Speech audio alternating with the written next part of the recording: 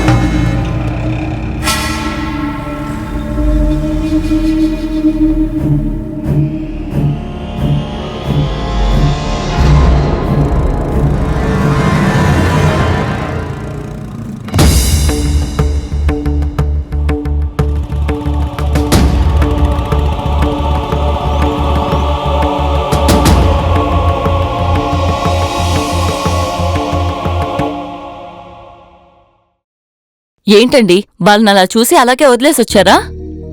చిన్నప్పటి నుంచి చూస్తున్నా. తను నాతో కూడా అలా నవ్వుతూ ఎప్పుడూ మాట్లాడలేదు. కానీ తను అలా నవ్వుతూ చాలా సంతోషంగా కనిపించింది. వాడు కూడా ఎవడో తెలియని అబ్బాయి కాదు కదా, మన బంధువుల అబ్బాయే కదా. కాకపోతే మిలిటరీలో పనిచేస్తున్నాడు. అదొక్కటి తప్ప మిగతాదంతా ఓకే. తనకి పెళ్ళైన తర్వాత కూడా మన ఇంట్లోనే పెట్టుకుని చూసుకుందామనుకున్నాను.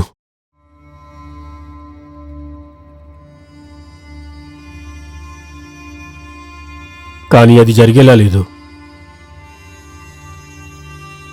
సరేలే, వాళ్ళు సంతోషంగా ఉంటే మనకి మంచిది కదా.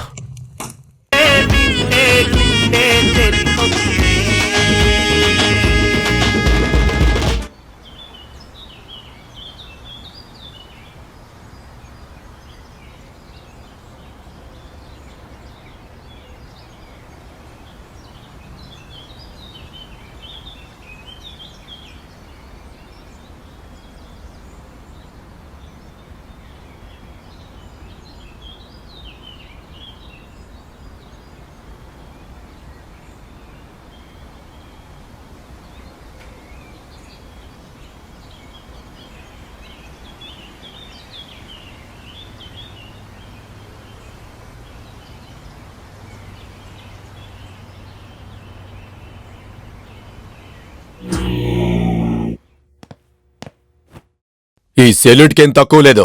స్టేషన్లో కూర్చొని ఏం పీకుతున్నావు నువ్వు? నీకు ఆ ఊళ్ళో పోస్టింగ్ ఇచ్చిందెందుకు? ఊరంతా దొంగతనం చేస్తుంది, దాన్ని కంట్రోల్ చేస్తావనే కదా. కానీ చూస్తుంటే నువ్వు కంట్రోల్ చేస్తున్నట్లేదు. ఏంటి, వాళ్లతో బేరం మాట్లాడుకున్నావా? సార్, ఏంటయ్యా సారు, ఇన్నాళ్లు కేరళకెళ్లి దొంగతనం చేసేవాళ్ళు ఇప్పుడు కలెక్టర్ ఇంటికి చొరబడ్డారు. అక్కడ డ్యూటీలో ఉన్న పోలీసుని కూడా చంపేశారు. విధిగా అడ్డమైన వాళ్ళందరూ కాకి డ్రెస్ వేసుకొని పోలీస్ అంటుంటారు.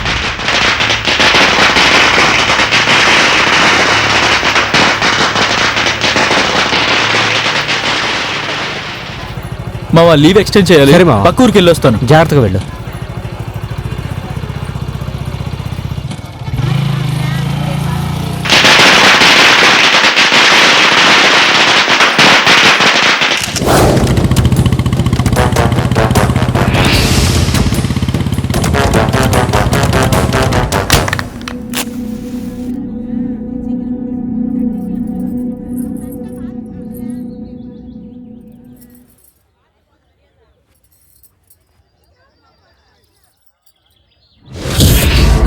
ఏవండి?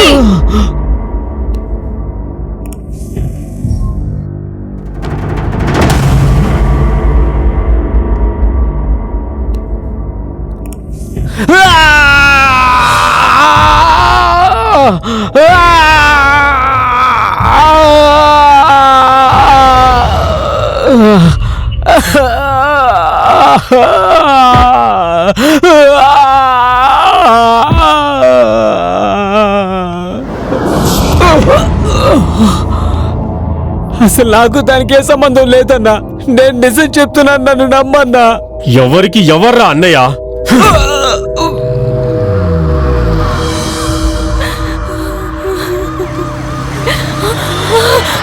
అయ్యో మావా ఏమైందిరా?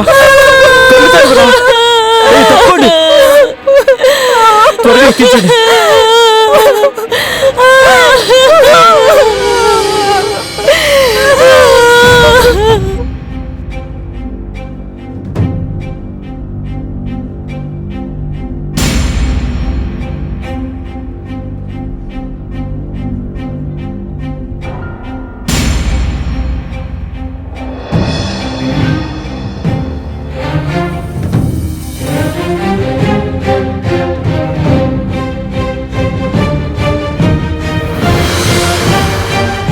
ఏం బాబు, బాగున్నావా? బాగున్నానండి.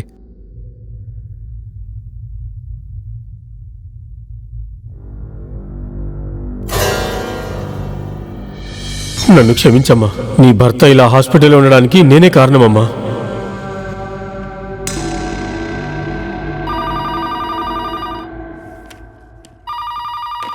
హలో, అవును పోలీస్ స్టేషన్ చెప్పండి.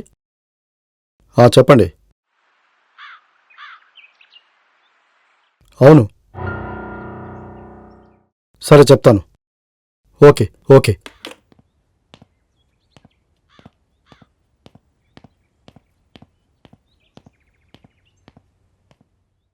సార్, ఇందాకే కోర్టులో అతని బావ మాడస్వామి ఇంకా అతనితో పాటు ఇద్దరు నిజం ఒప్పుకొని సరెండర్ అయ్యారట.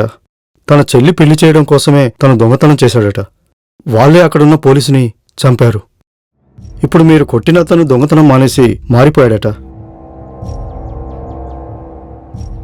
ఆ సెల్ ఫోన్ అతందే, కాకపోతే మాడస్వామి ఆ సెల్ ఫోన్ని వాడాడట. మీరే తొందరపడ్డారు.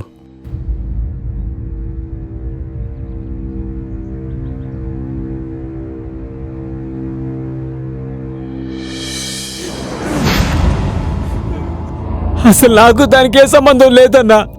నేను నిజం చెప్తున్నాను, నన్ను నమ్మన్నా. ఎవరికి ఎవర్రా అన్నయ్య?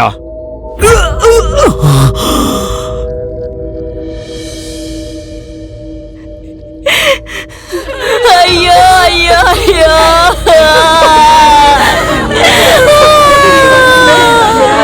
అయ్యో,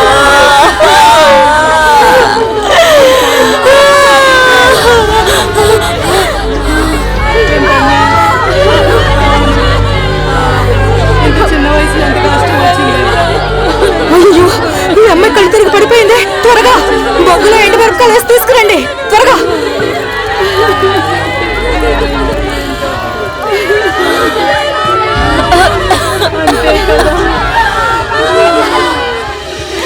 అయ్యో ఏమండి?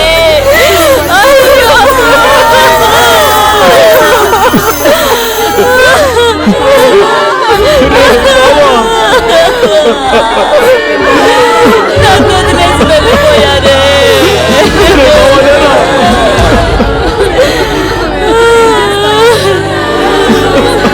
అయ్యో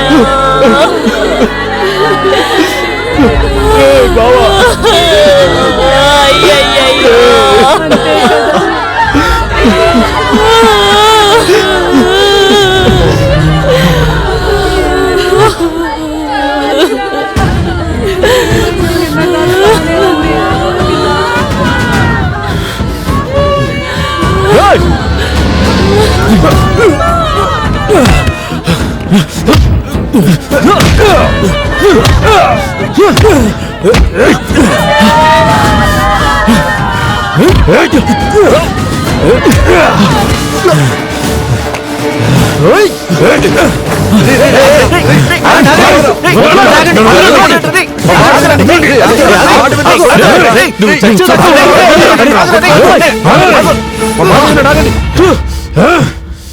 అసలు నువ్వు మర్చిపోయారా?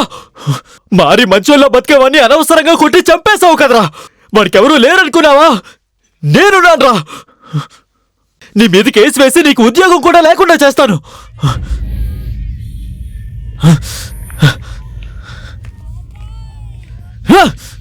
రాయ్, ప్రాణం విలువ బతుకున్నప్పుడు తెలీదురా, ప్రాణం పోతున్నప్పుడే తెలుస్తుంది.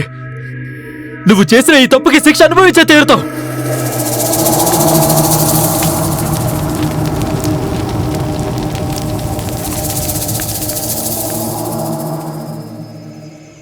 ఎలాగైనా నీకు పెళ్లి చెయ్యాలని నేను మొక్కని దేవుడు లేడు, వెళ్ళని ఊరు లేదు. నీకోసం బంగారాన్ని ఆ దేవుడే పంపించాడు. అన్నీ బాగానే జరుగుతాయనే సమయానికి ఇలా జరిగింది. అసలెందుకురా నీకెంత కోపం? కోపడకుండా ఇక నన్నేం చేయమంటావు?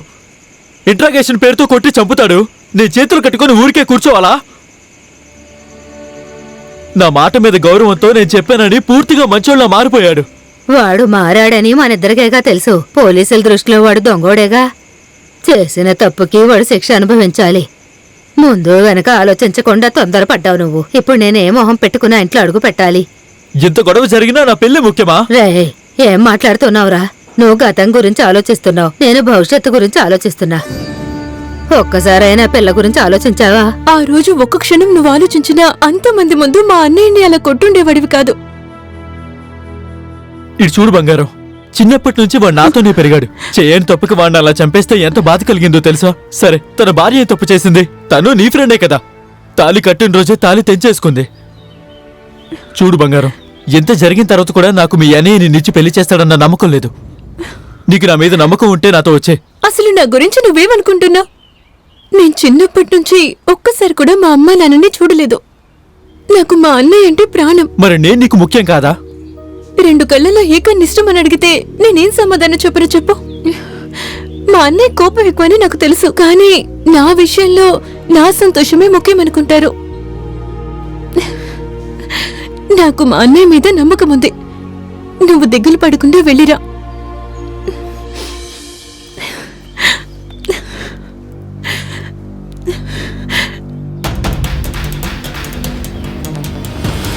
హే